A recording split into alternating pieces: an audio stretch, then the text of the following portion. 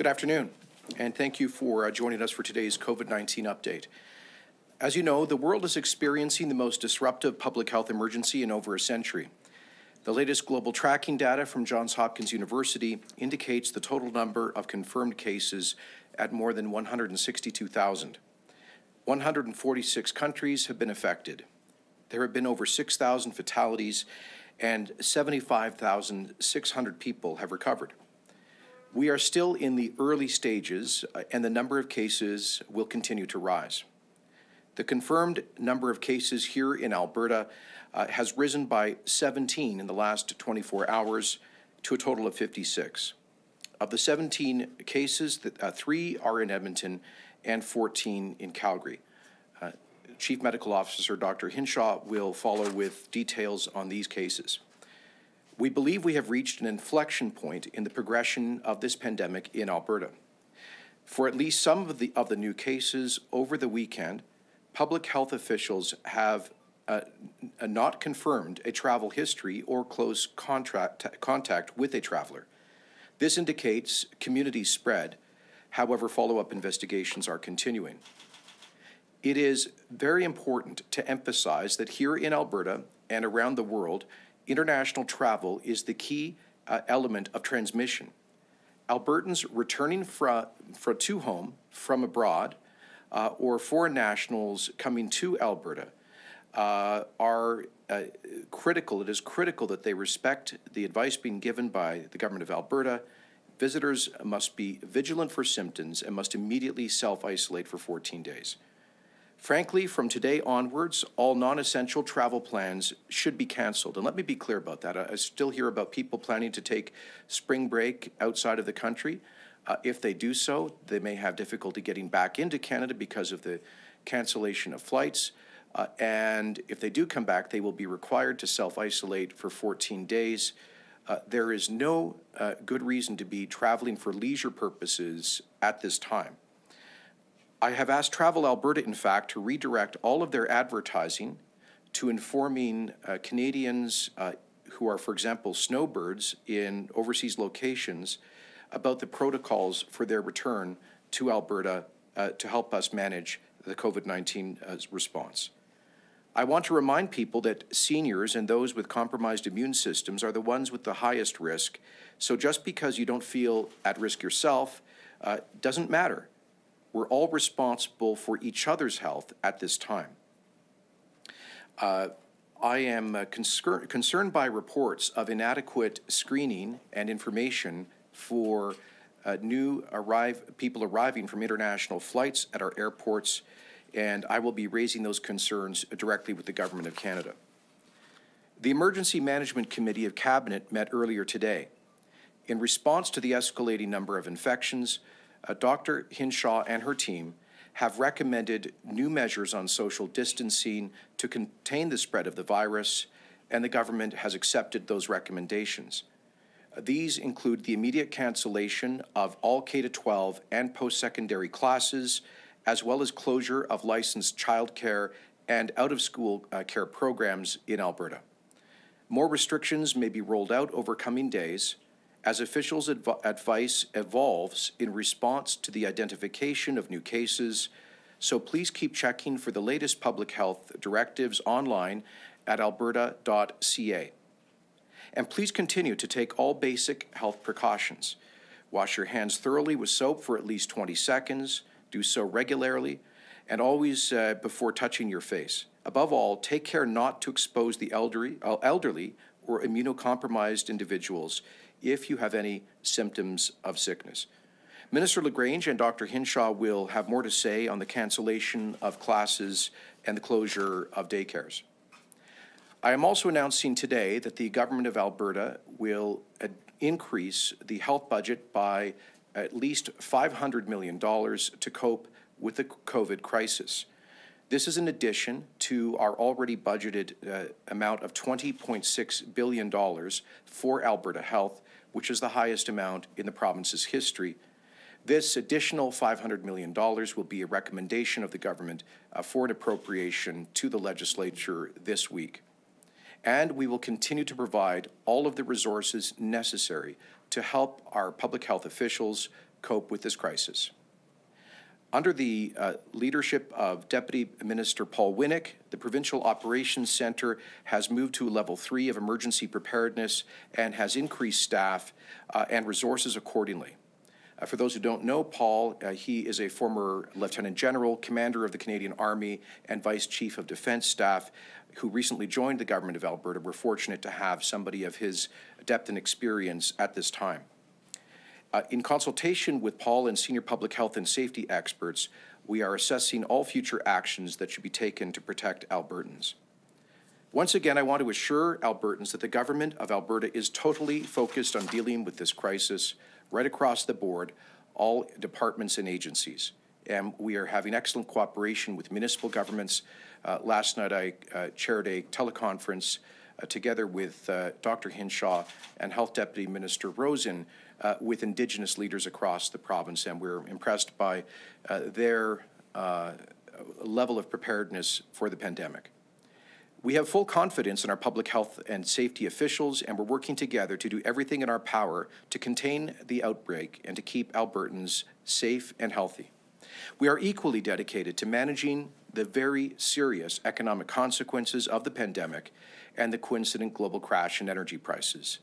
It is critical to keep businesses operating at this time wherever possible, for as long as it does not compromise, public health and maintain income support for workers. I'll have more to say about that in the legislature tomorrow. Decisions and actions taken now will ensure that our economy recovers as quickly as possible after the health crisis ends. We will move fast and we will move first, if necessary, to stop the spread of this virus and to keep Albertans safe. So now I'll ask Lieutenant General Winnick to speak about our emergency preparedness, and then Dr. Hinshaw will provide a full update on COVID-19 in Alberta and explain the rationale for cancelling classes and childcare facilities. And then Minister of Education LaGrange will provide further information about the balance of the school year. General Winnick. Thank you, Premier. Good afternoon. I'm Paul Winnick, the Deputy Minister of Municipal Affairs. The Government of Alberta is taking COVID-19 very seriously, as the Premier mentioned, and we've been preparing our response since it was first identified in January. Since that time, we've been carrying out extensive cross-government coordinated efforts in order to remain fully prepared. Yesterday, our Provincial Operations Centre here in Edmonton elevated from Level 2 to Level 3 out of a possible 4 levels. Level 3 means that we are further enhancing and strengthening our cross-government coordination so that we can respond to rapidly changing situations. The Alberta Emergency Management Agency, which runs our Provincial Operations Centre, works with our partners to ensure that we can continue to respond to this ever-changing situation. Daily reports are distributed from the Provincial Operations Centre to all key partners, including federal departments, our own municipalities, and various other agencies across the province, to ensure that there is a common level of real-time situational awareness. We are constantly updating and reviewing our pandemic plan, as well as the Government of Alberta Business Continuity Plan, to ensure that measures are in place to maintain essential services to Albertans. As you are aware, Alberta has been through significant emergencies and disasters in recent years, including major fires and floods. Rest assured, because of these experiences, we are now able to work seamlessly with our key partners across the province and across ministries to respond to this evolving pandemic. Thank you. Dr. Gina Hinshaw will now give an update on the current cases of COVID-19. Thank you, and thank you all for coming. As the Premier noted, I have recommended that aggressive new public health measures be implemented across the province. Here in Alberta, we have confirmed 17 new cases of COVID-19 in the last 24 hours. This means that 56 cases have now been identified in our province. 2 of the individuals are receiving treatment in hospital and are in stable condition. The other 15 cases are self-isolating at home and are expected to make a full recovery. As always, health officials have taken swift action to isolate these individuals and any close contacts who might be at risk. However, there are several concerning elements about these new cases. Our investigation determined that 7 of these cases stem from a single gathering that took place in Calgary zone. This underlines the fact that gatherings can accelerate spread of the virus. In addition, at least 2 of the cases within the last 2 days appear to have been acquired from an unknown source. This means we are likely seeing community transmission in Alberta. Community transmission is when a person catches the virus from someone who stayed in the province and not from someone who recently traveled. Until now, all cases in Alberta had been travel-related or close contact with a returning traveler. These 2 cases mean that there are other cases in the community that we have not identified, increasing the likelihood that Albertans may be exposed within their communities. In addition, another development over the past 2 days has been conversations that I have been invited to participate in with school leaders from across the province. I have heard clearly from them that the guidance provided by health is proving extremely difficult to put into practice at the front lines due to product shortages, challenges with staffing, and other operational issues. I have repeatedly said that we will monitor the situation, assess the emerging evidence, and make decisions accordingly. Based on what we've seen over the last 2 days, it is clear to me that now is the time for additional action. We need to put in place more restrictions to help slow the virus and protect public health. That is why, effective immediately, the Emergency Management Cabinet Committee has approved my recommendation that students no longer attend classes in schools or post-secondary institutions until further notice. All regularly scheduled classes are cancelled, regardless of class size. We are also asking all licensed childcare facilities and out-of-school care programs to close immediately. Approved day homes are exempt due to the small number of children they care for, but they are encouraged to use sanitation practices and the guidance that we released late last week. As a parent with children in the school system and in after-school care programs, I recognize that this is extremely disruptive for many families and for those working in these sectors. This is not a decision that we are making lightly. I made this recommendation after extensive discussion with school boards and in consideration of the cases of community transmission that were identified over the weekend. To be clear, we are not closing schools. Teachers and other school staff should continue to come to their schools to plan potential alternatives for students, particularly those in grade 12. I ask parents to keep their children from gathering in large groups, as the purpose of this recommendation is to prevent the spread of the virus. I know that many parents, childcare workers, and teachers will have a lot of questions. This decision was made only a few hours ago, so many details are being confirmed. We will provide answers and make sure that Albertans get the information they need. Also effective today, we are recommending new restrictions for all long-term care facilities and continuing care facilities. I am advising that these facilities limit visits to only essential visitors at this time. Seniors and people with pre-existing health conditions are the most at risk from COVID-19.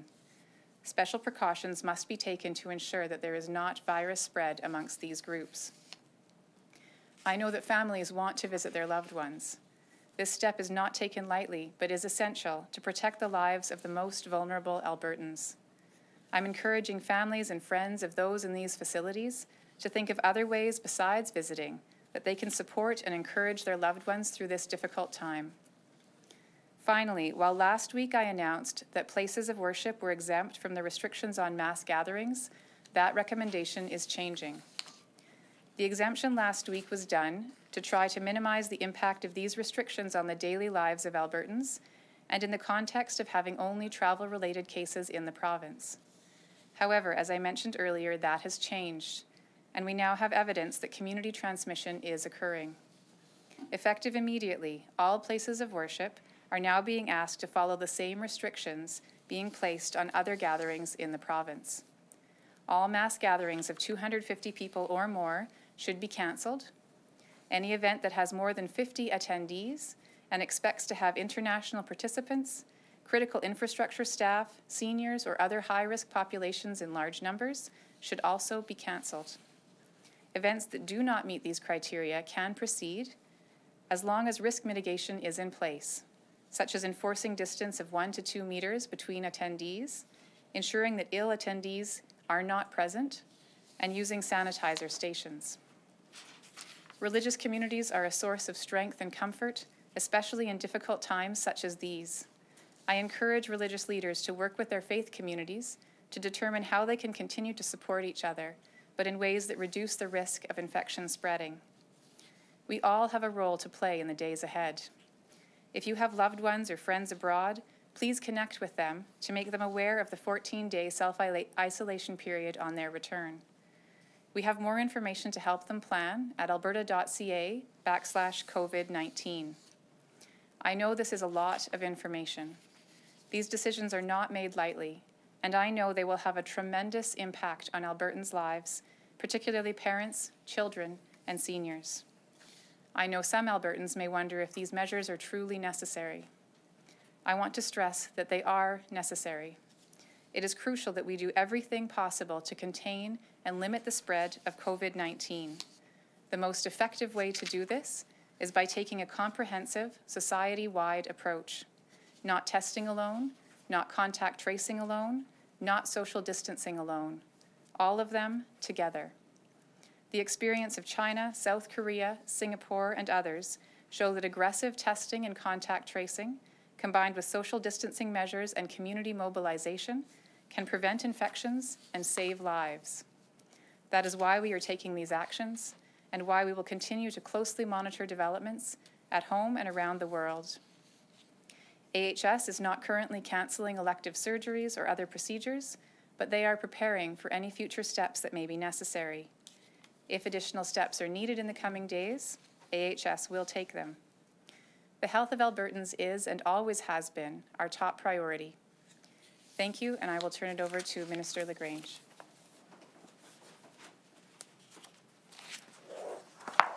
Thank you, and good afternoon. I want to thank the many boards and education partners that have provided their views over the weekend. It has become clear that it would be challenging to implement health recommendations like social distancing and proper cleaning protocols.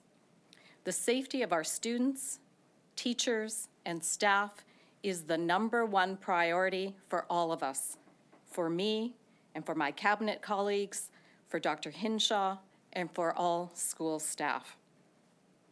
As the Premier stated, we will be indefinitely canceling classes across the province. Students are expected to stay home. We are all in this together, and everyone agrees this is the right decision. School authorities are expected to continue their regular day-to-day operations and ensure the safety of our school facilities. We expect maintenance, capital projects, cleaning of facilities, and administrative work to continue.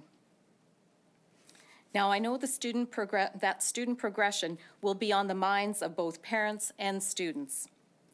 We expect every student to receive a final mark and that students will progress to their next grade level next year.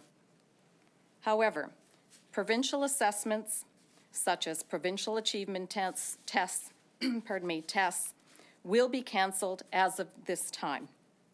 Diploma exams, essential for post-secondary acceptance, will continue. We are confident that every student who is eligible to graduate from grade 12 this year will graduate. The government will also be working with post-secondary institutions to ensure that these extraordinary circumstances do not prevent our students from being eligible for admission to post-secondary studies for the upcoming school year. Teachers and other school staff will still be expected to work, either from home or at their workplace, to ensure these expectations are met. Decisions on how to do this are still to be made, and it may vary depending on the school jurisdiction. Given the unique situation, my department and I will work with school authorities throughout this process, and school authorities will receive their full allotment of funding for the 2019-2020 school year. I know these are challenging times for everyone. I will be sending out an open letter to parents in the coming days and will be working directly with school authorities to help parents through these changes. I would encourage anyone struggling as a result of this situation to reach out to mental health resources, such as Kids Help Phone at 1-800-668-6868, or the Mental Health Helpline at 1-877-303-2642. We are in unprecedented times, and we all have a role to play to keep our students and the staff that work in our schools safe and healthy. This is and will always be our #1 priority. Thank you. All right, we'll now open it to questions. Just a reminder for those in the room, either come forward or speak up. Also, obviously, there's a lot of interest, so just one question and a follow-up, and please direct who you're asking the question to. Julia? This will be for Dr. Hinshaw. Now that there are indications of community spread, what should the average Albertan, should they still be going out? Should they still go to restaurants and other things, or is it just limiting it to those essential things that they need to do in everyday life?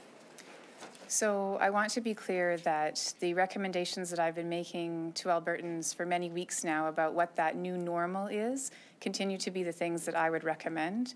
First of all, and most importantly, if anyone is feeling ill, even if it's a relatively mild cold-like symptom or cough, they should not go out. If they have essential needs, they should get help from their family or friends to get their essential needs met. But we really want to emphasize that anyone who's sick should be staying at home. Secondly, if there are people who have chronic health conditions or seniors, they may wish to consider which events they want to attend. At this time, it would be wise for them to think if they're going to a gathering with many people, that may be something they want to reconsider. However, going to the grocery store, going to a restaurant, that wouldn't be considered to be higher risk necessarily. It would be more in settings where there are people, multiple people in close contact with each other. So again, the challenge always is that we want to make sure that Albertans take those precautions, washing their hands regularly, not touching their face with unwashed hands, covering coughs and sneezes. Ideally, if they're coughing and sneezing, they would be at home. And those are the things, again, that we want to emphasize over and over again. But the expectation has to be, this new normal has to be, that if people are feeling ill, they should stay home. And would there be a threshold for, what we've seen in other cities, shutting down bars, restaurants, and other types of things? Do you foresee that coming down the line for us? So the measures that we're taking are measures to prevent spread of the virus. As you mentioned, there are other places in the world that have taken more aggressive measures as they've seen spread of the virus in the community. Certainly, we'll consider the emerging evidence and making sure that we're keeping close eye on cases that are coming up in the next days to weeks to make those kinds of decisions if there are more aggressive social distancing measures we need to put in place. So these are conversations that my team is having about what's appropriate, and then as recommendations come forward, we have those discussions with the Emergency Management Cabinet Committee to make the best decisions for Albertans. And so again, these are things that are on the table for discussion should the situation continue to change. CPC? For either Dr. Hinshaw or Premier Kenney, are there any possibilities that the provincial borders could close given the jump in cases in terms of community spread? And obviously we saw that in Ontario today as well. What did we see in Ontario? Just the number of cases increased. Yeah. At this point, the answer is no. The Public Emergency Act in Alberta does give the government extraordinary powers, if invoked, to limit border crossings. At this point, the normal law applies, where it's the Government of Canada, of course, that's responsible for the admission of foreign nationals to the country. And I've flagged, I do have concerns about what appears to be a lack of rigor with respect to screening and information being provided to people arriving on international flights in Canada, including here in Alberta. And I will be raising those concerns. I have a bit of a background in this as I served as the Federal Immigration Minister for 5 years. And it seems to me that additional direction and resources could be and should be provided to the Canada Border Services Agency. And I've asked our officials to explore whether the Government of Alberta could provide any supplementary resources to help inform folks arriving from abroad about what the protocols are for self-isolation. So that is a concern, but we are not at this point contemplating using those extraordinary statutory powers. Question for the Premier as well, talking about traveling and limiting travel. For those that have to travel across the U.S. border for work, particularly truck drivers, are they required to self-isolate for 14 days after going there for work? So I'll invite Dr. Hinshaw to provide a technical answer. This came to light when we indicated we wanted self-isolation for people arriving from abroad for 14 days, but I think it came very quickly to the attention of our public health officials that would potentially massively impair supply chains. We need those truckers bringing food supplies and groceries from south of the border to Canada. And we also need flight crews to be able to continue to operate as long as they are properly monitoring their health. So, Dr. Hinshaw, would you like to supplement that? Thank you. Thank you. Yes, as the Premier has mentioned, we have made exemptions. So when we're considering critical infrastructure and critical services, I've spoken both with members from the airline industry, and I've worked with our transportation department and the industry of long-distance trucking to make sure that there are protocols in place to limit risk from those individuals working in those industries.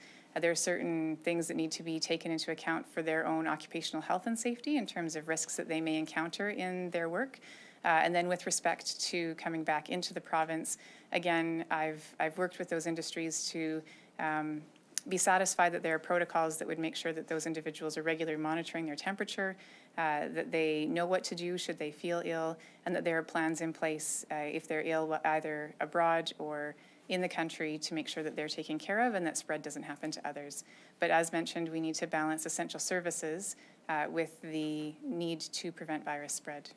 And his concerns, continue to rise if an Albertan knows someone who is traveling internationally who might not be following the protocol and self-isolating. Is there anything they can do? Is there a reporting system, anything that they can try to get them to isolate? Yeah, that's a good question. And at the moment, given the volume of people coming in, we don't have the ability to write individual orders for each person coming in. I think what we are asking people to do is to remind each other, to remind the people who've just come back, what are the reasons that they maybe are feeling that they can't? Do they need some supports? Do they need someone to help them with essential services? Are they not aware that there is income support available to them for the self-isolation period?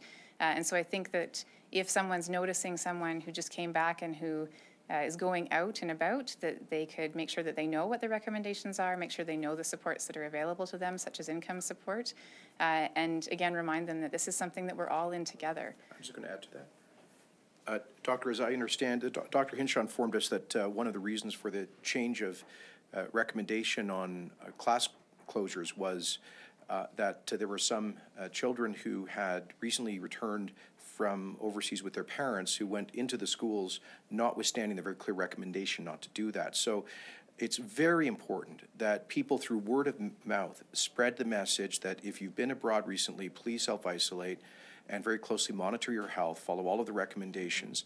And normally at this time of year, tens of thousands of Albertans would be headed out of the province for spring vacation. What we're asking those folks to do this year is to have a staycation. Please do not engage in unnecessary recreational travel outside of the province or the country at this time. In the next weeks, we also expect tens of thousands of Albertans who are snowbirds to come home from sun locations south of the border. And so they may not be following the Canadian news. So if you have, I say to the public, if you've got a mom or a dad or relatives who are down south who are coming home as snowbirds in the next few weeks, please make sure they know what the situation is here at home and that they self-isolate, they monitor their health condition very closely. And that's one of the reasons we'll be redirecting Travel Alberta's advertising budget to focus on snowbirds in the U.S. and perhaps elsewhere, letting them know we'll be working through the Canadian Snowbirds Association, but probably the most effective way of reaching them is through word of mouth. We're going to go to the phone lines. We'll come back to the room. Operator, could you patch the first one through? Thank you. Yes, the first question is from Chris Epp of CTV Calgary. Your line is open. Please go ahead. Thank you. The question will be for Dr. There still seems to be a lot of ambiguity about groups of people. You reasserted that 250 or less is probably okay, but you're also saying small groups of kids shouldn't be together. We've got Edmonton closing down all their rec centers, Calgary not doing the same thing. I think a lot of people are wondering, what is this magic number we should be looking for?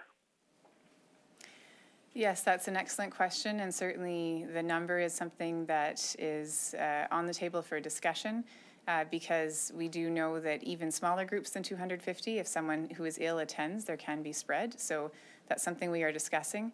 With respect to children in particular, again, as you all know, I'm a parent of young children, so I do want to underline that it is challenging, even with the guidance that we provided and trying to have that zero tolerance for ill children in these kinds of settings, that we know that children often are in close contact with each other in ways that adults aren't typically. So we are focusing on children at this time today with these recommendations, because this is a particularly high-risk group with respect to spreading virus. And then some of these other recommendations that we've made continue to be evaluated, and if we do need to change them, we will. Because again, the situation evolves rapidly day to day, and so we're making the best decisions we can at each given time and continually evaluating to determine if those recommendations need to be further changed and made more aggressive. Operator, could you patch to the next question? Yes, the next question is from Emma Graney of the Globe and Mail. Please go ahead. Yeah, g'day. Thanks for taking my question. I just wanted to get some more details here. I'm not sure who wants to take this, but you were making the very clear distinction between classes being cancelled, but schools are not closed. I wanted to get some more details there and also double check about exams, and that's post-secondary as well, diploma exams, what's cancelled and what is not. If you could shed some more light, please. Thank you. Yes, thank you for the question.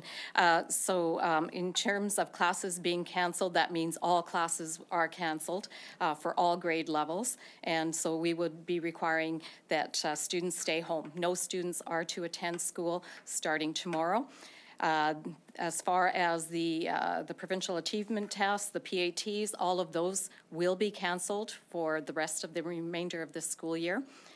The diploma exams, we will only be providing diploma exams that are essential for grade 12 graduates to be able to meet their post-secondary requirements. But again, this is fluid. As we've heard, we are in unprecedented times, and I will be discussing with Minister Nicolaitis, Minister of Advanced Education, on how we can move forward in this area. So we'll take one more on the phone, and then we'll come back to the room.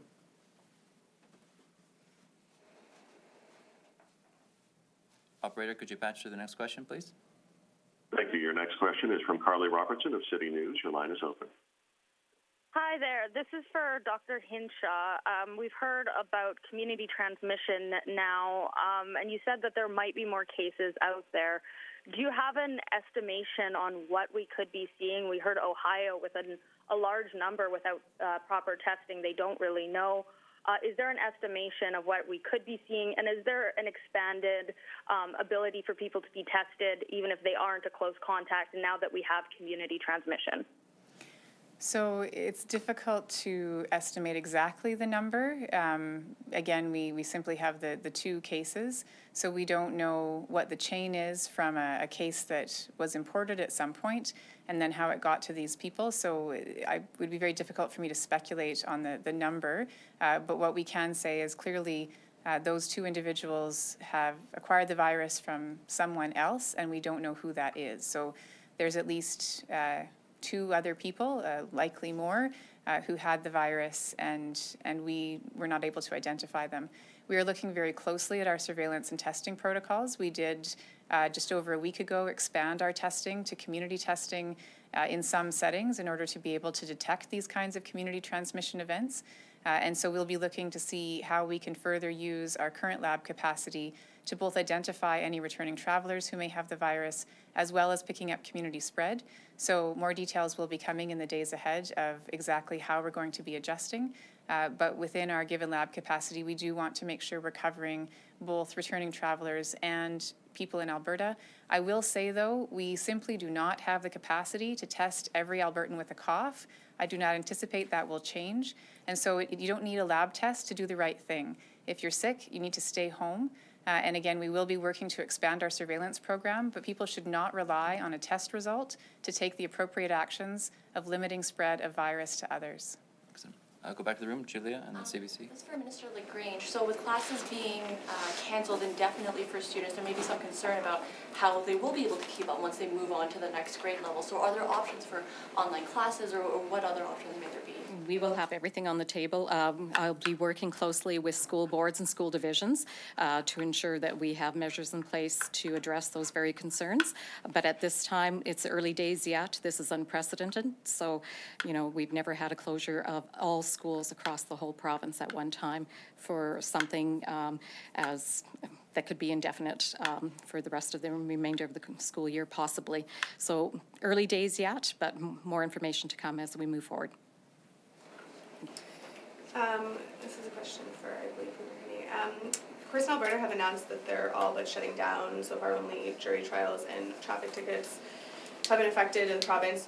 What concerns do you have about that? Well, that is a decision that the courts have taken to help to reduce, I guess, to increase social distancing and prevent by delaying jury trials. Presumably, they'll be restarting those trials when it is safe to do so. But the administration of justice continues, and I think this is a very important message. Our institutions must continue to function. I think that applies to this legislature, unless and until there is a public health imperative. So I think what they're doing sounds like a prudent decision to increase social distancing, but continue with non-jury trials. The vast majority of trials are non-jury trials. So people should not imagine for a moment that they can get away with unlimited speeding. The law continues to be the law. The law will continue to be enforced. The police continue to do their job, and the courts do as well. This is for Dr. Hinshaw. I noticed that there are some drive-through locations that have opened for testing. Just tell me how you expect that to be ramping up testing, and again, are there concerns that there won't be enough tests for those who need them? So our lab, I guess there's two pieces to that. One is the places that take the swabs. And so as you mentioned, there's different locations across the province that are using models that can be implemented in those locations. Some of those indeed are, I don't know if I would say drive through exactly, but they drive up and then can have someone come to the car and take the swab as another measure of limiting any potential spread. So those are some of the assessment centers that I've referenced before that can be accessed by calling 811. So that's the one kind of piece of work that Alberta Health Services has done, is to expand access to that testing. The other piece of testing, though, is the capacity of the lab to actually run those swabs through. We did see over the last week an emerging challenge with the swabs and some concern that there was a shortage not just here but across the country. But our lab is incredibly creative and hardworking, and they came up with an alternate mechanism and are using different swabs now, so that's no longer a challenge. But what we do need to recognize is that our lab buildings and the equipment to run those tests, that we only have so much capacity to do that. So as I mentioned before, we are working with the lab. They are working hard to try to expand that capacity, but that does take time. As you can imagine, there's global demand for these kinds of tests. And so at the moment, what we need to do is use the capacity that we currently have, which is sort of around 1,000 tests, maybe a little bit more a day, and use that capacity in the best way possible to get a sense of what's happening in the province. But in the near future, again, we will not be able to test every Albertan with a cough. That will not be possible. So we'll be looking at ways that we can get a sampling of the province without, again, being able to open it up to everyone. And again, I reiterate that you don't need a test to stay home if you're sick. I'd just like to supplement that. I just want to compliment and thank our public health officials for their tremendous work, efficiency, and innovation in expanding the number of tests available in Alberta. We've been running about 1,000 a day the last few days. To put that in perspective, at least 3 days ago, Ontario was doing about 1,000 for a population 3.5 times larger than ours. And three or 4 days ago, the United States, I gather, had only completed about 18,000 tests when we were already up to 6,000 to 7,000. So I believe that Alberta has been operating at one of the highest incidents of COVID-19 testing per capita, certainly in North America and perhaps in the world. And that's great credit to our public health officials. Running out of time, so one follow-up and then Lisa. Sorry, Dr. Hinshaw. Does the move to try to expand more testing, does that mean there could be delays for people who are waiting for those test results? So when I talk about expanding testing, again, we're trying to enhance the lab capacity to get more machines on board. That will take several weeks to try to get that built up. But in terms of a wait time for test results, at the moment, I think the wait times, again, we typically can get back to people within about 4 days of when they have their test taken.